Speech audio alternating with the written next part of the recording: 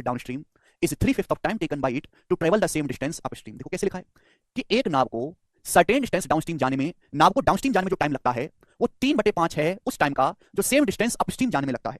Language पढ़ी आपने कि एक नाव को डाउनस्ट्रीम जाने में जो समय लगता है वो अपस्ट्रीम में जो टाइम लगता है उसका 3/5 है। ठीक है जी, ये दिया हुआ है सवाल में।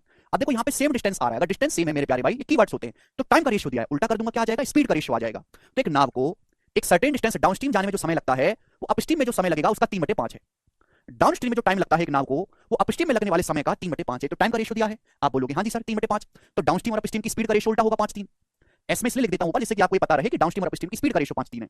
अब सवाल में बोला क्या, सवाल में बोला है the speed of stream, current की स्पीड आपको दी है, करंट की स्पीड 4 किलोमीटर पर आवर है, तो कितना समय लगेगा, 18 किलोमीटर डाउनस्ट्रीम और 15 किलोमीटर अपस्ट्रीम जाने में कितना समय लगेगा। भाई अगर हमें ये सवाल सॉल्व करना है तो हमको यहाँ पे डाउनस्ट्रीम और अपस्ट्रीम की स्पीड निकालनी पड़ेगी।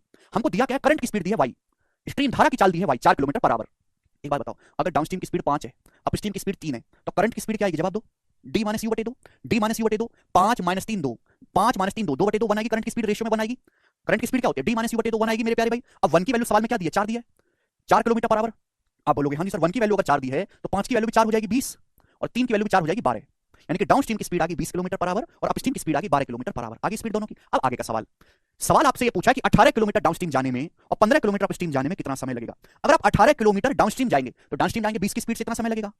अगर आप 15 किलोमीटर अपस्ट्रीम जाएंगे तो 15 किलोमीटर अपस्ट्रीम जाओगे 12 की स्पीड से, 12 किलोमीटर पर आवर की स्पीड से, तो समय लगेगा। भाई समय बराबर क्या होता है, डिस्टेंस को स्पीड से भाग दे देंगे, तो टोटल समय कितना लगा मेरे प्यारे भाई। 18 को 20 से भाग देंगे तो बच्चों क्या आ जाएगा, 0.9 बार, 2 18, 15 को 12 से भाग देंगे, 3 पंजे 15, 3 चौक 12, 5/4 का मतलब 1.25, और 1.25 में अगर मैं 0.9 जोड़ूंगा तो 2.15 आएगा, सी ऑप्शन 2.15 आवर। डी नहीं आएगा, प्रांसा आपने जोड़ने में गलती कर दी, 2.15 आएगा।